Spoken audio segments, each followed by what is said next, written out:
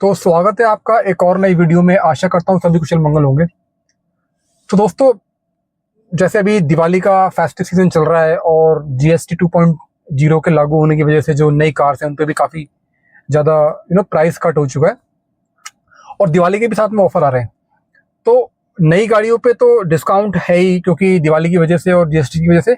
लेकिन अब जो सेकेंड हैंड कार मार्केट्स है वहाँ पर भी आपको अच्छे खासे प्राइस कट देखने के लिए मिल रहे हैं। अगर आप सेकंड हैंड गाड़ी लेने की सोच रहे हैं इस फेस्टिव सीजन में, तो आपको अच्छे डिस्काउंट वहाँ भी मिल सकते हैं। गाड़ियों की रेट जो है वहाँ भी काफ़ी कम हो चुके हैं।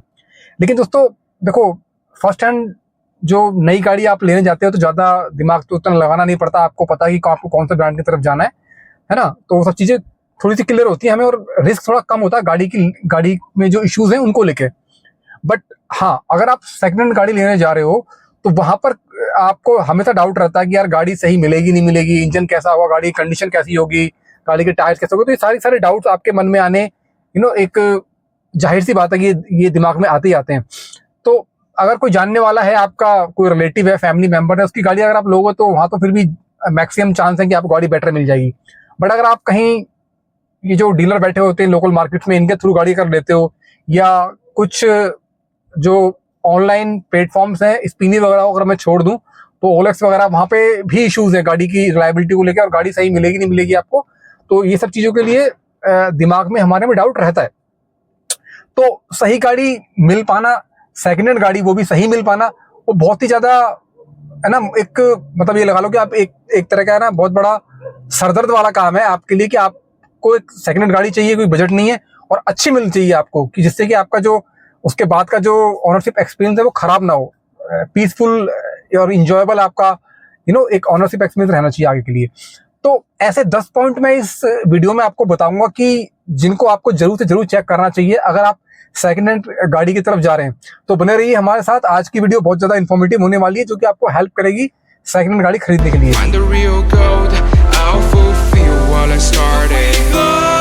तो जैसे मैंने बताया कि 10 पॉइंट हम यहाँ पे बात करेंगे जो आपको जरूर से जरूर ख्याल में रखने चाहिए अगर आप सेकंड हैंड कार मार्केट या सेकंड हैंड गाड़ी के लिए आप सेकंड हैंड कार मार्केट में जा रहे हैं। तो सबसे पहला जो पॉइंट है वो है ऑनरशिप हिस्ट्री। तो ऑनरशिप हिस्ट्री में सबसे पहले आपको ये ध्यान रखना है कि आप जो भी गाड़ी लेने जा रहे हैं उसके मैक्सिमम ऑनर ना रहे हुए पास्ट में।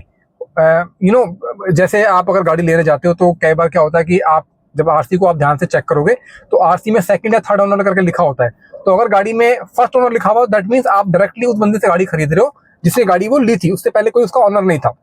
तो उस कंडीशन में चांस ये होते हैं कि क्योंकि एक ही ओनर ने गाड़ी रखी है तो गाड़ी जो चली होगी वो उतना ज्यादा नहीं चली होगी। अगर मैं वैसे भी बात करता हूँ इंडिया के अंदर, तो 5,000 से लेकर 10,000 के बीच में एक एवरेज गाड़ी चलती है। मतलब मैं सभी की बात नहीं कर रहा, पर अगर हम एक एवरेज निकालें इंडिया में तो 5,000 किलोमीटर से लेकर 10,000 किलोमीटर के बीच में नॉर्मल गाड़ियां चलती हैं। बट अगर गाड़ी मल्टीपल्स बायर के पास रही है, सेकंड थर्ड फोर्थ बायर है, तो वहां पे इश्यूज काफी सारे देखने के लिए आ सकते हैं दोस्तों। जैसे कि गाड़ी होता कि अलग अलग ओनर के पास रही है तो उन्होंने अलग अलग तरीके से गाड़ी यूज करी है, तो उसमें वेयर एंड टेयर इंजन में या गाड़ी के इलेक्ट्रिकल पार्ट्स में ज्यादा आ सकते हैं और हो सकता है कि गाड़ी के एक्सीडेंट वगैरह के चांसेस वहां पर ज्यादा रहे हो क्योंकि मल्टीपल्स बायर्स ने गाड़ी रखी है। तो जब भी आप जाएं कोशिश करें कि मल्टीपल्स बायर की गाड़ी ना हो, सिंगल ओनर गाड़ी आप लें तो वो आपके लिए थोड़ा ज्यादा बेटर होगा मेरे हिसाब से। अच्छा, अब जो अगला पॉइंट है वो बड़ा ही इंपॉर्टेंट पॉइंट है। पॉइंट नंबर सेकंड की अगर मैं बात करूं तो इसमें आपको ये देखना कि जो गाड़ी का जो ओडोमीटर है वो कितनी गाड़ी चली हुई है। अब ऑडोमीटर में टैंपरिंग हो जाती है, बड़ा आसानी से लोग टैंपरिंग कर देते हैं। फिर भी आपको बड़े ध्यान से चेक करना है कि अब उसको आप ऐसे पता लगा सकते हो कि गाड़ी की जैसे कि कितनी पुरानी गाड़ी है। मतलब अगर पेट्रोल गाड़ी आप ले रहे हो और गाड़ी आपको 3-4 साल पुरानी गाड़ी आप लेने जा रहे हो तो उसमें आप, और 3-4 साल में अगर वो ऑडोमीटर दिखा रहा है कि भैया 4 साल में गाड़ी 40,000 से चली है तो सेंस बन रहा है फिर भी वहां भी 40 चली होगी। बट अगर 4 साल में वहां दिखा रहा है कि 15,000 चली है, 10,000 चली है पेट्रोल गाड़ी, तो डाउट फिर भी वहां पे एक बारी को आ जाता है। तो वहां पर लगता है कि यार मीटर टैंपरिंग हुई है। तो मेक श्योर कि आप जब भी गाड़ी लेने जाएं तो ऑडोमीटर को अच्छी तरीके से चेक कर लें कि भैया गाड़ी जो है वो जेन्युइन तरीके से इसका जो मीटर है वो है, कुछ टैंपरिंग तो नहीं हो रखी है उसके अंदर। तो ऑडोमीटर को चेक करना भी बहुत जरूरी है क्योंकि अगर गाड़ी चली है लाख किलोमीटर और उसने टैंपर करके 50,000 किलोमीटर गाड़ी दिखा रखी है तो ऑब्वियस सी बात है लाख किलोमीटर के बाद गाड़ी में इंजन का काम जनरली दोस्तों आ जाता है और गाड़ी का सबसे बड़ा खर्चा अगर मैं बात करूं तो वो इंजन का ही होता है, ठीक है। तो अब अगर इंजन का खर्चा गाड़ी में आ गया है, आपने गाड़ी मान लो 5 लाख की ली है, तो दोस्तों कंपनी वगैरह काम कराओगे 1-1.25 लाख से कम में गाड़ी नहीं खुलती है, अगर मैं इंजन की बात करता हूँ, तो वो एक बड़ा खर्चा आ जाएगा आपके सर के ऊपर। तो जरूर ऑडोमीटर को चेक करेंगे कि टेम्परिंग हुई है या नहीं हुई है, तो इससे आपको बेनिफिट होगा, गाड़ी आपको चांस है कि मैक्सिमम अच्छी कंडीशन में गाड़ी मिल जाए। अब पॉइंट नंबर जो थर्ड है दोस्तों, वो बड़ा ही इंपॉर्टेंट है, वो है गाड़ी की बॉडी चेक करनी है आपको बाहर से, और गाड़ी का पेंट चेक करना है। अब बॉडी आप कैसे चेक कर सकते हो कि आप गाड़ी को हाथ, जब गाड़ी के बॉनेट पे हाथ लगाओगे, गाड़ी की बॉडी पे भी आप अगर हाथ लगाते हो तो गाड़ी कहीं से अगर आपको दबी हुई मिलती है या कहीं से गाड़ी में डेंट पड़ा हुआ है, तो उससे आपको आइडिया लग जाएगा कि, या फिर गाड़ी में कहीं पैनल गैप आपको दिख जाते हैं। तो अगर ऐसा कुछ है तो आप इंक्वायरी कर सकते हो कि भाई गाड़ी कहीं ऐसा तो नहीं है कि कहीं एक्सीडेंट हुआ है गाड़ी का। या पेंट की तरफ भी आप देखो कि जनरली क्या होता है, जो कंपनी से पेंट लगा हुए आते हैं, या फिर जो दूसरा जो गाड़ी में पेंट कराया, मान लो कि बॉनेट पे कुछ और पेंट दिख रहा है, डोर पे कुछ और पेंट दिख रहा है, तो अगर वो ओरिजिनल पेंट से अलग पेंट है तो वो आपको, अगर आप ध्यान से चेक करोगे, आपको इजीली जो खराब क्वालिटी के पेंट होते हैं, या इवन कंपनी में भी पेंट कराया होगा, वो भी आपको डिफर होकर दिख जाएगा। तो अगर गाड़ी में पेंट हो रखी है, गाड़ी के अलग अलग डोर है वो पेंट हो रखे हैं, तो उससे एक दिमाग में शंका आपके में जरूर आएगी कि यार ऐसा तो नहीं गाड़ी कहीं बड़ा एक्सीडेंट गाड़ी में हुआ था, उसकी वजह से पेंट कराना पड़ा है। तो वहां पे आप फर्दर इंक्वायरी कर सकते हो, और आप एक ऐसी गाड़ी लेने से बच सकते हो जिसमें शायद एक्सीडेंट गाड़ी ना हो, तो उस गाड़ी से आप बच सकते हो कहीं ना कहीं।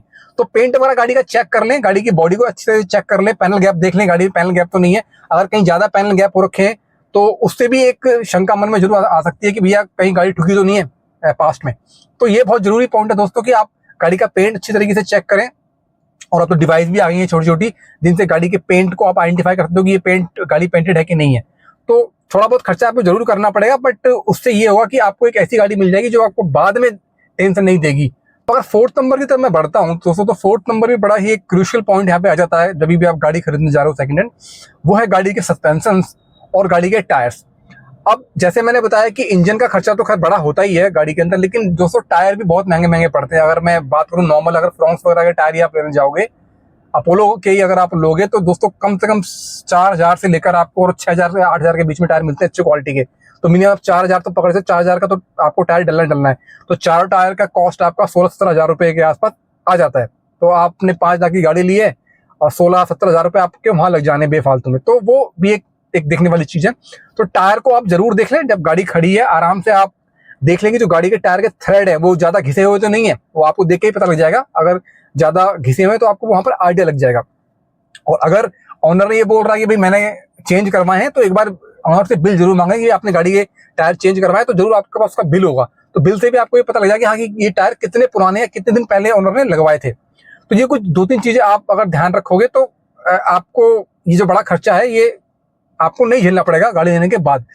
अगला जो पॉइंट है वो बड़ा इंपॉर्टेंट है, सस्पेंशन। अब गाड़ी के सस्पेंशन दोस्तों बड़े इंपॉर्टेंट होते हैं। सस्पेंशन की वजह से ही गाड़ी के अंदर कंफर्ट, कन्वीनियंट आपको फील होता है। धचकियां वचकियां जो होती हैं वो सस्पेंशन की वजह से ही ज्यादा ऑब्जर्व हो जाती हैं, ये है ना। तो जरूर देखें कि गाड़ी के सस्पेंशन को भी चेक करें कि गाड़ी के सस्पेंशन खराब तो नहीं है या खराब तो नहीं होने वाले हैं, क्योंकि अगर सस्पेंशन खराब होने वाले हैं गाड़ी के, तो वो भी एक बड़ा खर्चा फ्यूचर में आपको झेलना पड़ सकता है। अब अगला जो पॉइंट है, पॉइंट नंबर 5, वो बेहद ही जरूरी है, और वो जुड़ा हुआ है दोस्तों गाड़ी के डॉक्यूमेंटेशन से, कि गाड़ी के जो डॉक्यूमेंटेशन है वो मतलब प्रॉपर है कि नहीं, इनलाइन है कि नहीं, सीक्वेंस में है कि नहीं। तो आपको चेक करना है कि गाड़ी की आरसी प्रॉपर है कि नहीं, जितना बताया गया है गाड़ी के अंदर कि भाई इतने साल गाड़ी चली हुई है, उतना उसके अंदर प्रॉपर तरीके से लिखा हुआ है या नहीं लिखा हुआ। गाड़ी के पेंट वगैरह क्या है, वो सेम पेंट गाड़ी का है कि नहीं, क्योंकि आरसी के अंदर दोस्तों गाड़ी का पेंट क्या है, गाड़ी का मॉडल नंबर क्या है, गाड़ी का मैन्युफैक्चरिंग कब था, गाड़ी की चेजिस नंबर क्या है, सब कुछ गाड़ी आरसी के अंदर दिया होता है। तो सारा का सारा आप आरसी से मैच कराएं, गाड़ी का मॉडल नंबर, गाड़ी का पेंट क्या है, गाड़ी का चेसिस नंबर, ये सारी आप चीजें आप आरसी से मैच कराएं। उसके बाद आपको चेक करना है कि गाड़ी का जो इंश्योरेंस है, गाड़ी का इंश्योरेंस है वो भी एक्सपायर्ड ना हो गया हो। अब इंश्योरेंस में क्या होता है दोस्तों, इंश्योरेंस एक बहुत ही इंश्योरेंस, अब हमारे यहाँ पर क्या हो गया, जनरली लोग इंश्योरेंस को सेफ्टी के तौर पर नहीं समझ रहे आजकल। इंश्योरेंस लोग समझ रहे हैं यार क्योंकि एक लीगल डॉक्यूमेंट है, पुलिस वालों को दिखाना है, इसलिए आपको इंश्योरेंस करवाना। नहीं, इंश्योरेंस एक बहुत ही क्रूशियल चीज है। अब जब आप गाड़ी का इंश्योरेंस देख लोगे तो गाड़ी का इंश्योरेंस में आपको ये पता लग जाएगा कि गाड़ी में क्लेम कब कब हुआ है। अगर गाड़ी के ओनर ने 2 से 3 बार क्लेम लिया हुआ है, तो आपको ये डाउट जरूर आना चाहिए माइंड में कि यार 2 बार क्लेम लिया है, ऐसा तो नहीं है कि यार मल्टीपल क्लेम लेने लिए तो कहीं गाड़ी का बड़ा एक्सीडेंट तो नहीं हुआ था। तो वहां से आप वो इंश्योरेंस क्लेम से वो आप पता लगा सकते हो कि हाँ यार गाड़ी का बड़ा एक्सीडेंट तो नहीं हुआ है, ठीक है। दूसरा फ्यूचर के अंदर भी आपके लिए एक तरह की सेफ्टी है, गाड़ी कल को आपकी चोरी हो जाती है तो आपके पास इंश्योरेंस है, आप वहां पर जो भी अमाउंट होगा गाड़ी का आईडीवी अमाउंट होता है वो आप क्लेम कर सकते हो। गाड़ी में कुछ वियर एंड टेयर आते हैं कल को छोटे मोटे, तो वो भी आप इंश्योरेंस में कवर हो जाते हैं। तो इंश्योरेंस एक बहुत ही जरूरी चीज है, खाली लीगल पॉइंट ऑफ व्यू से नहीं, आपकी गाड़ी के सेफ्टी पॉइंट ऑफ व्यू से भी बहुत ज्यादा जरूरी वो डॉक्यूमेंट हो जाता है। तो मेक श्योर कि आपके पास वो गाड़ी का इंश्योरेंस होना चाहिए। उसके बाद जैसे बताना गाड़ी की आरसी, गाड़ी का इंश्योरेंस, देन पॉल्यूशन सर्टिफिकेट भी बहुत जरूरी है दोस्तों। और उसके बाद ये तो है ही कि आपका पॉल्यूशन सर्टिफिकेट तो होना चाहिए, सर्विस हिस्ट्री गाड़ी की आपके पास पूरी पूरी होनी चाहिए। और मेक श्योर कर लेंगे गाड़ी पे कुछ चालान ना हो, क्योंकि जनरली चालान होते हैं तो जब चालान ज्यादा हो जाते हैं तो फिर ऑनर भरता नहीं है, और फिर वो कहीं ना कहीं जब गाड़ी सेल होती है वहां पर फिर वो एक तरीके का पजल सा हो जाता है। तो मेक श्योर कि गाड़ी के जो भी चालान है वो क्लियर आउट हो जाए।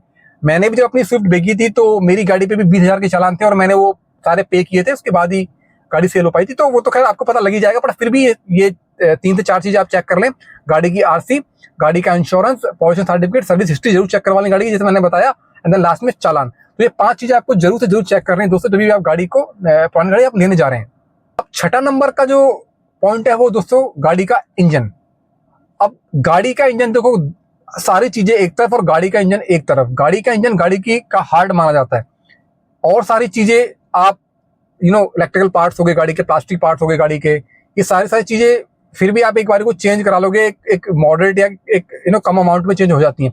लेकिन गाड़ी का इंजन एक ऐसी चीज है जो कि गाड़ी का हार्ट है, जैसे मैंने बताया, और इसका जब काम होता है तो लाखों रुपए का खर्चा आपकी जेब पे पड़ता है और आपको बेयर करना पड़ता है।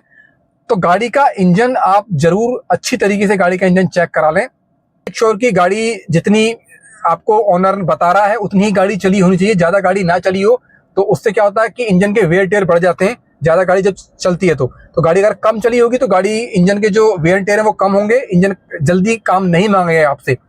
और मेक श्योर की जो उसकी गाड़ी की सर्विस है वो ऑथराइज सर्विस सेंटर में ही हुई हो। अगर गाड़ी सर्विस बाहर होती है तो इंजन की उस तरीके से ऑयलिंग या केयर नहीं हो पाती है। बाहर के जो भी सर्विस सेंटर लोगों ने बनाए हुए हैं कंपनी के अंदर, एक प्रॉपर तरीके से सर्विस गाड़ी की होती है, इंजन का ख्याल रखा जाता है वहां पे। इतना जो अगला पॉइंट है वो है गाड़ी का इंटीरियर एंड गाड़ी के इलेक्ट्रिकल पार्ट्स।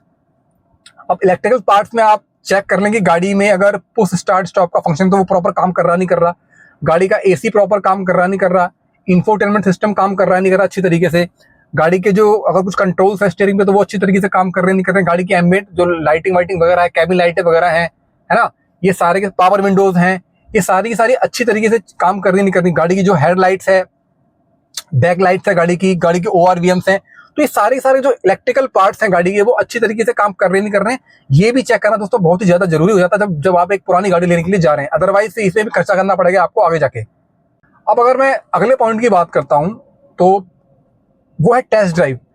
जैसे हम हमें तो सजेस्ट करते हैं अपने ऑडियंस को कि भाई आप नई गाड़ी खरीदने जा रहे हैं तो टेस्ट ड्राइव जरूर लें, एक शोरूम में नहीं मल्टीपल शोरूम में लें।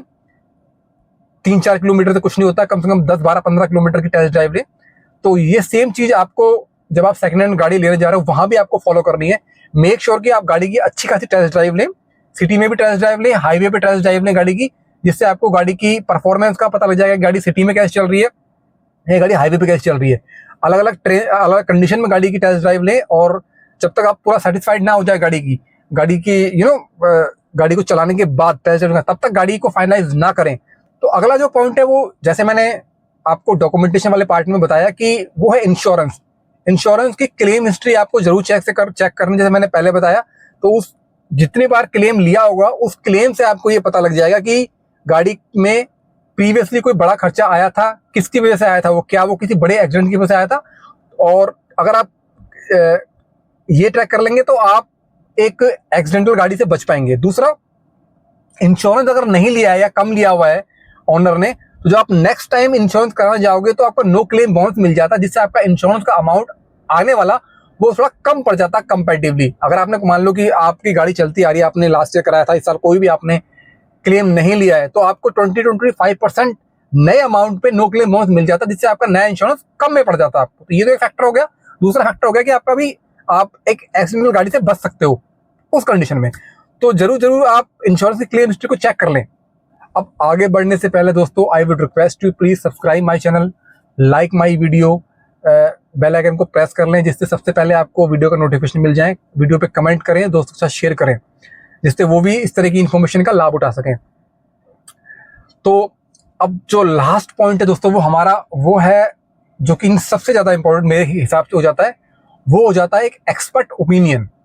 अब एक्सपर्ट ओपिनियन का मतलब ये है कि दोस्तों आप जब भी गाड़ी को फाइनलाइज करने जा रहे हैं तो एक एक्सपर्ट मैकेनिक को, जो कि 1000-1500 रुपये लेगा आपसे, उसको लेके आप जरूर जाएं, क्योंकि सारी चीज़ें जो मैंने आपको इससे पहले 9 पॉइंट गिनवाए हैं वो आप चेक कर सकते हैं समहाउ, काफ़ी लेवल तक। डॉक्यूमेंटेशन का पार्ट आप चेक कर सकते हो, काफ़ी चीज़ें आप चेक कर सकते हो, बट कुछ चीज़ें ऐसी होती है जो कि टेक्निकल होती हैं, वो आपको जो एक्सपर्ट मैकेनिक होगा वो ही आपको देख के बता पाएगा। तो जरूर से जरूर एक मैकेनिक को लेके जाएं जो कि थोड़ा रिलायबल हो, और उसको साथ लेके जाएं, उसकी हेल्प लें, और उसके बाद ही अपना कोई डिसीजन बनाएं। इससे आप एक खराब गाड़ी लेने से बच जाएंगे, और आपका जो पोस्ट परचेज गाड़ी को पोस्ट परचेज का जो आपका एक्सपीरियंस होगा वो इंजॉयबल होगा, ज़्यादा पीसफुल होगा, बार बार गाड़ी खर्चे नहीं मांगेगी उस तरीके से। तो 10 पॉइंट से मेरे जो आपको जरूर से जरूर फॉलो करना चाहिए अगर आप पुरानी गाड़ी का मन बना चुके हो और पुरानी गाड़ी लेने जा रहे हो। तो यही थी आज की video. Thank you very much.